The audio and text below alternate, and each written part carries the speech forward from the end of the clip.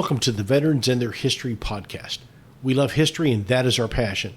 But we are also hardcore gamers, particularly focused or addicted to the first and longest running MMO in the world, World War II Online.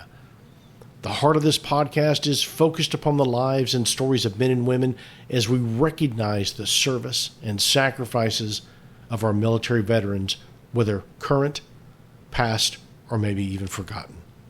We will look at various world historical events, predominantly military history, as we hope to pique your interest and expand your knowledge, all while we have a chat, just between you and me.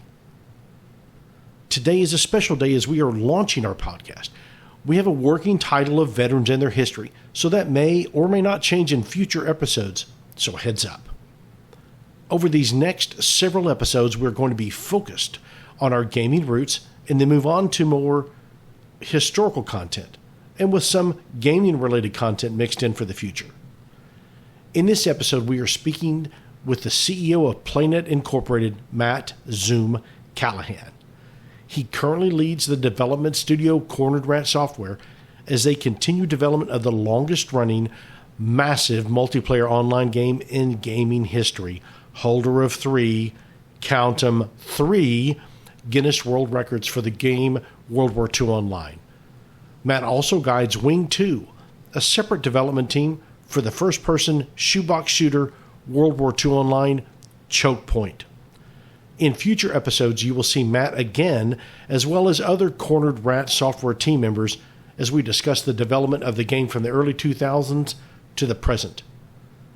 It is an unfinished story of anticipation, unfortunate events, explosive growth, bankruptcy, new beginnings, and now the potential of an exciting future as the game begins porting over to the Unreal 5 graphics engine.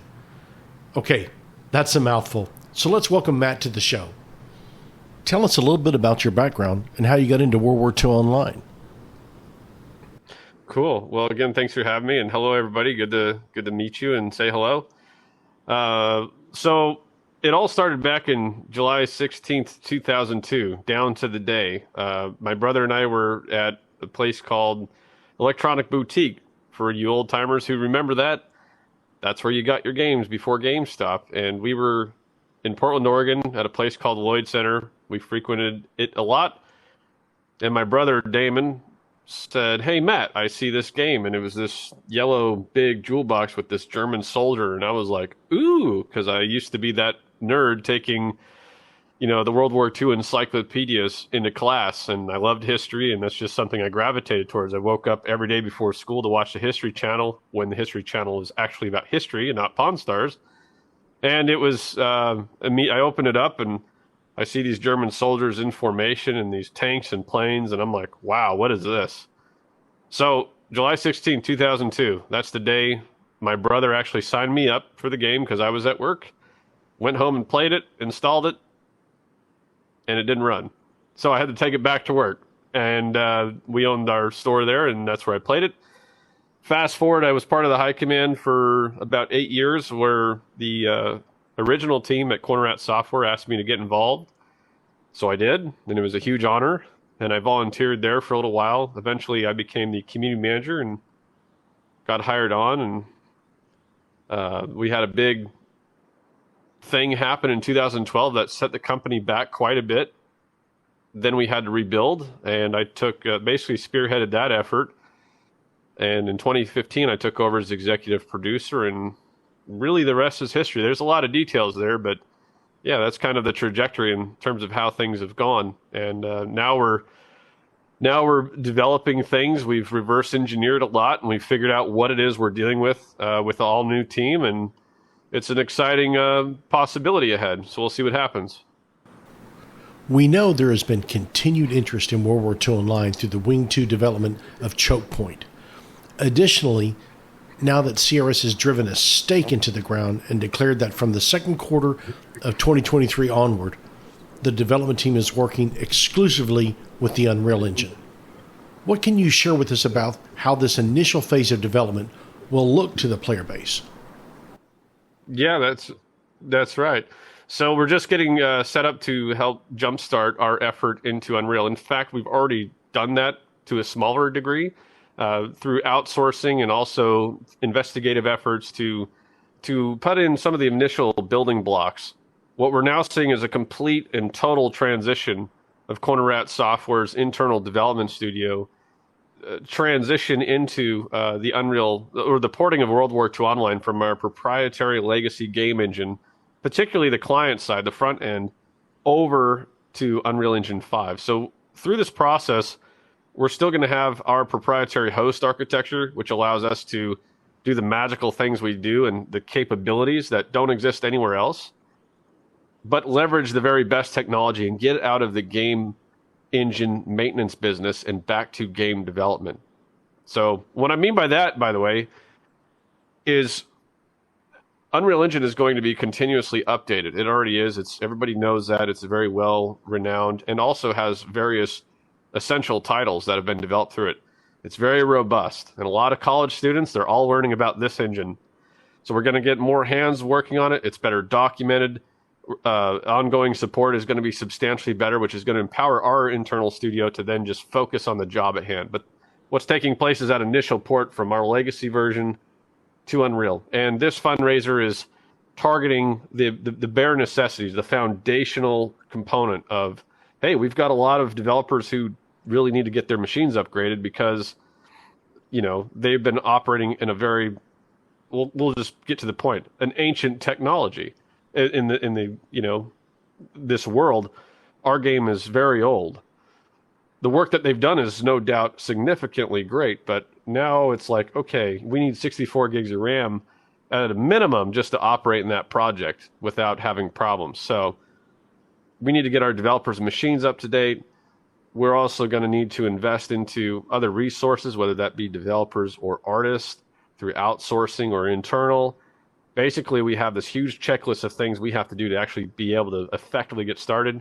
And that's what this fundraiser is targeting, along with a transition from early access to full on Steam and maximizing that possibility and getting more players into World War II Online that we know it today, because so much in the last year has happened. In fact, the last couple of years, there's been tremendous developments that have taken place, and one of them being integrated voice comms, as you know. And we have even more exciting things right around the corner. Okay, so you've talked a little bit about the 2023 fundraiser, but you also mentioned a word that I think is going to raise a lot of eyebrows, and you mentioned the word outsourcing. Can you tell us a little bit about that? Sure, we can do that. Yeah. We're still learning about Unreal Engine. So in an effort for us to accelerate our timeline implementation, we've been outsourcing a form of consultation as well as actual physical development work, which is a very good investment. There's no need, when there's so many experts out there, for us to learn every nook and cranny, when the possibility for us is there to provide a series of guidelines of what we're trying to achieve, and then go to said developers and say, can you do this? Yes, great. Let's walk them through the process and get that job done at a faster pace. So there are two elements of software that have been developed as tools for us to accomplish a series of major objectives much faster. So there's no need to reinvent the wheel versus developing it in-house. No, absolutely not. That wouldn't be very efficient. We have to be very frugal and diligent with our funds, of course, but these are very wise investments that will have long-term, if not indefinite, results.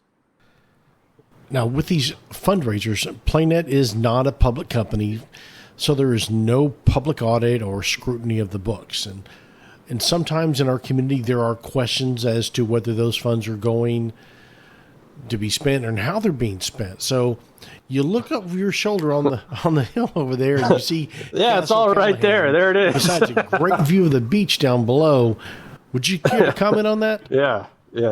I mean, people just don't realize how much real estate costs in virtual reality. Yeah, Mr. Zuckerberg's got to make his money. That's where the servers are, and there's a big satellite out there and everything.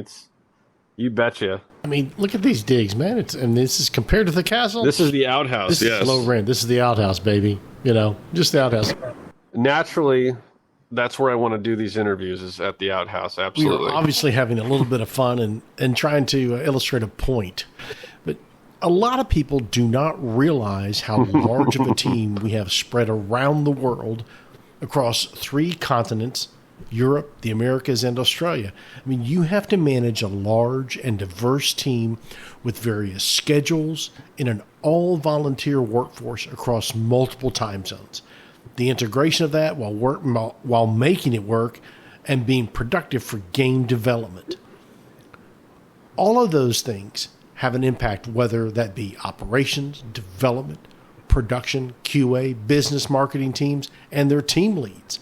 You are not making decisions in a vacuum, as there is a leadership team to guide and provide robust debate over game development and what direction the game should go. At least one in South America, too. Yeah, that's why I said the Americans. North and South, yeah. No biggie. You know, you were a very early adopter of virtual reality as a team building format to bridge those divides and to make us more productive. And I was extremely skeptical of that, and very much so. And I still have problems with it at times, but I wanted to know if you wanted to talk about that. Well, I think we were all skeptical. In fact, I remember debating the decision. I was watching the evolution of it, and, you know, we invested in this. I bankrolled it personally to make sure that it was something that I felt compelled to do it, because we had one opportunity where our internal development team, or we call it CRS 2.0, which are the people who picked up the pieces after that 2012 incident I referred to. We met up one time in 2016, and I've met people individually here and there, but as a group, that was the one and only time so far, which we need to change, that we've done that. VR has brought us together in a way that, I mean, this engagement that we're having, if you're looking on a flat screen, you can't appreciate it, but I can literally see my hands. And when I see you talk, or you see me talk, there's a whole other element of communication taking place that, you know, just didn't exist unless we were physically in person. We even had cameras on for Zoom meetings. And when you talk, I guess to get to the point, is the esprit de corps of a team, the belief in your team, the community that you have with your team, you know, that whole feeling of being part of something bigger than yourself. This cuts through so many barriers. It's the closest we can get while maintaining our lives and our geographical positions, which are spread immensely, even throughout the United States, that it for that moment on a weekly basis, it brings us together. And we have whiteboarding. We can do all sorts of important things that normal studios that we've known traditionally have done. But CRS, we set ourselves up in a way to allow remote collaborating way before even the pandemic hit. When the pandemic hit, we had no impact. In fact, because we were already in that position and people were locked at home, again, no impact whatsoever. In fact, we saw a boost in productivity and everything just flowed naturally. So VR has been an extension of that, but a more humane side of it. We have more in-depth conversations. We feel closer together. And I've seen what were perhaps strained, you know, communications that were taking place in that 2D blank screen environment. It's not happening like that anymore. People are getting along better, and they're having deep, what was, again, before, challenging and passionate discussions, be far more understanding. So I hope that makes sense, but that's definitely what I've seen so far. It was a good investment for sure. I don't regret it at all. Xoom, I think this is a good stopping point for this first episode. I know we've had some technical issues on my end with this new technology, so I appreciate your patience, and let's go ahead and stop the cameras. And for those who don't know, my Quest 2 is the camera, and I have to hold my head very still, and there is some fatigue involved so as to not have shaky cam and then seeing my hands move about. Anyway, appreciate the time. Let's continue this conversation in the next episode.